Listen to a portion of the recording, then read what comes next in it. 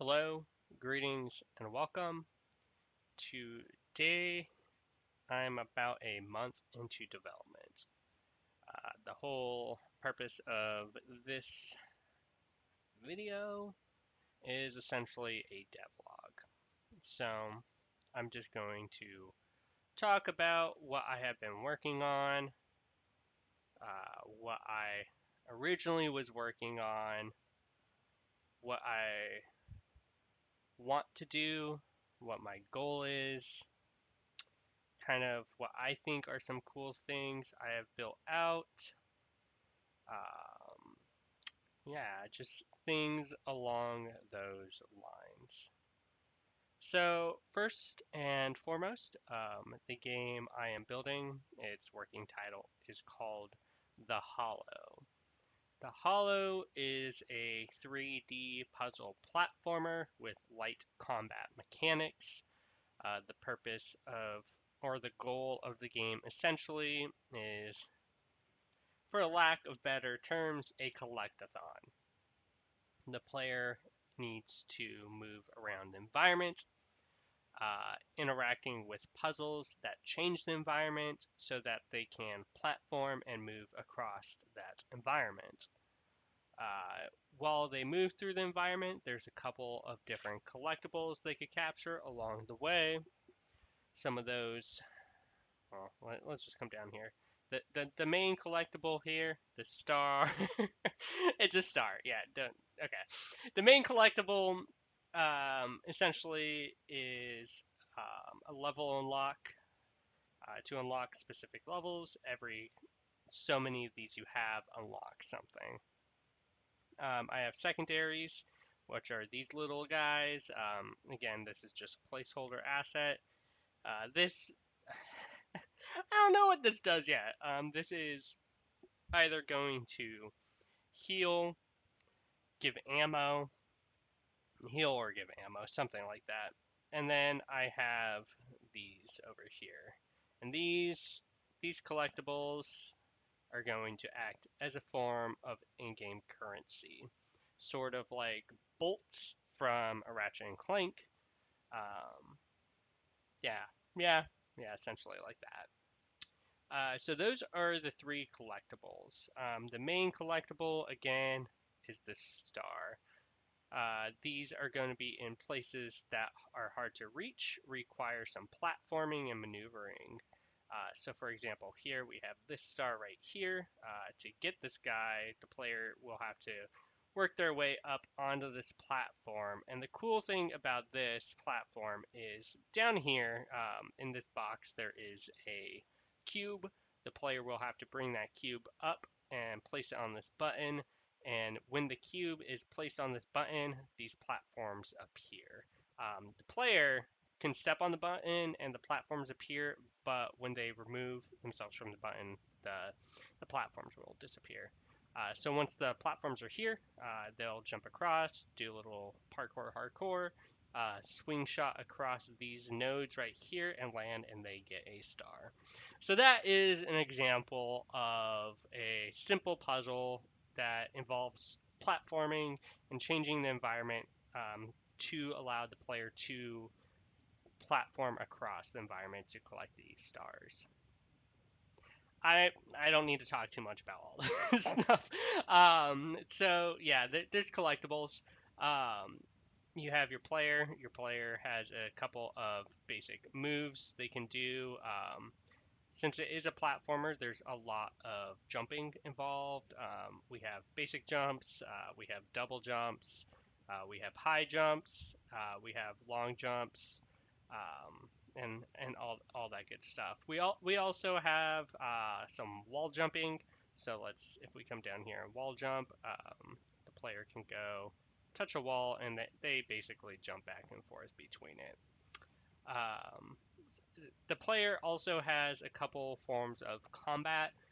And again, I'll kind of get into all this stuff a little more in depth. I think some of the solutions I came up with are cool, but you have a basic right click attack, and then you have a shooting attack.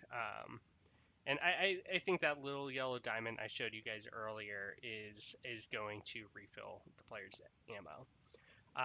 Combat-wise, I want to lean towards a combat system kind of like Jak and Daxter, over like Ratchet and Clank, for example. I don't want the player to have an arsenal of badass weapons. I want them to have a weapon that kind of has very limited ammo, and then they have to rely on their melee attack more than anything. The combat system also has a combo system. So if I click this 3 times, I'll do a big explosion around me. Um, so that was fun to kind of figure out. Yeah, so that's kind of the player. Down here, you're going to notice all these little blocks. These are all logic gates and machines and so on and so forth. And I'll get into these. I actually think these guys are really interesting, but that is a video for another time. But essentially, this game is going to revolve around these machines that change the state. So, for example, this button we step on is a machine. It triggers this little thing right here. This is a phaser. So the phaser contains these 3 platforms. When this button is turned on, it turns the phaser on, which takes these platforms on. When the button is off, the phaser is off, these platforms disappear. And there's a lot of different things we can do with these. And again, I'll cover this in another video. But for example, like a switch, you can turn platforms on. You can open doors. There's different kinds of doors. You can jump on blocks, and those blocks will disappear. And you can like press a button, and that will reset. So those are machines that there's a lot of different kind of machines. They do all different kinds of things. They're really interesting. I really enjoyed building out the system.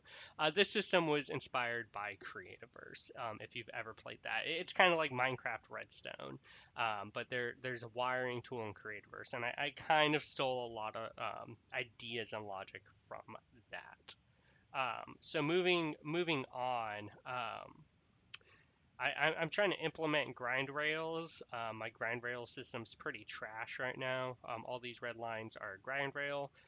What a player does is they land on the grind rail and they can ride it. These are slingshots, by the way, nothing too fancy. But if we come over here to this grind rail, we should be able to jump on it and we ride it. And there's some broken things like if we attack on it, we move. Or if we jump, our jumps are weird. Like if I look backwards and I jump, oops. If I look backwards and Jesus, if I look backwards and I jump, I go flying the opposite direction. That's not what we want. And yeah, see, super buggy. But I'm working on it.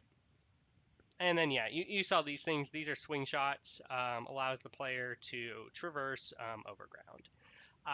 Those are kind of the main components of the game that I'm working on, and of course platforms that you can ride and move around on. I have been looking for a 3D artist, and that has not come to fruition, so I think I'm going to have to build a lot of my own assets. So I've also been messing around in Blender to build a couple of things. If you ever played StarCraft, and this is not going to be the first time I mention StarCraft, our whole ability effect system is built off of StarCraft's data system. But again, a topic for another video I'll get into. But this right here, for example, is a machine that requires this little blue ball. You carry the blue ball, go across the grind rail, you drop off the blue ball in this little machine, and it opens this door down here, and there's a switch that drops this. So here's some other assets I've built out. These are just me more messing around in Blender, figuring out how to create 3D assets more than saying, hey, these are actually our assets. But in time, if I'm not able to find an artist, I think this is the route I'm going to go. But these guys right here are crates. I'll shoot one crate. Shoot. Okay. I'll shoot one crate, and here you can see it drops a bunch of these things, and we can collect these. We can also hit crates, and it drops those things. Yeah.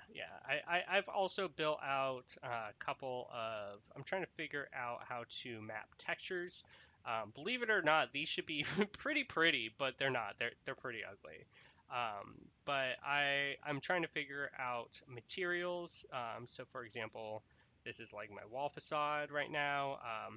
that those rocks do not have this facade. I attached them, so I'm still trying to figure that out exactly. So here and there, but as you can tell, I built this TIE fighter. Has nothing to do with my game, but this TIE fighter actually invoked a lot of confidence. I feel like I can do some 3D assets and stuff like that.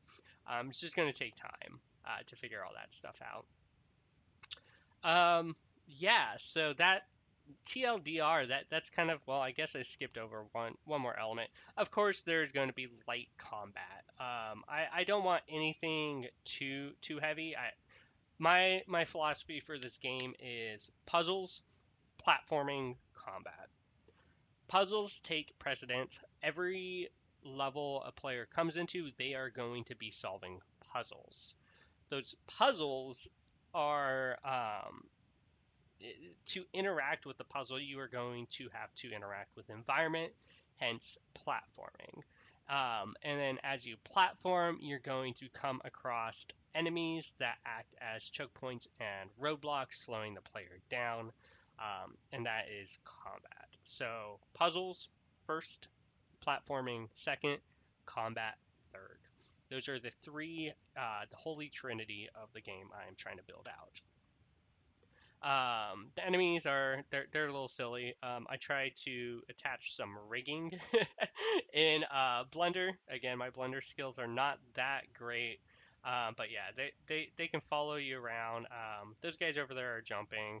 I think it has something to do with their patrol point.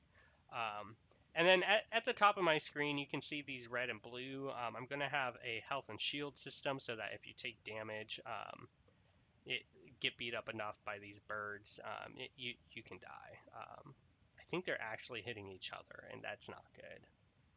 Yeah, what are these guys doing? Oh, they're all floating. Okay, so see, yeah, I have quite a bit to figure out. Like I said, I'm a month into development. There is a long way to go. But yeah, so 1 month in, this is what I have. Originally was going to be a top-down, not MMO RPG, but a dungeon crawling RPG with multiple players. Changed that.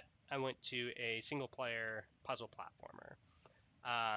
So yeah, here's to figuring this out moving forward and building a really cool game. In future videos, I'll talk more about the puzzles are really the machines are really cool, so I'll talk about those definitely in another video. But yeah, cool. Thank you.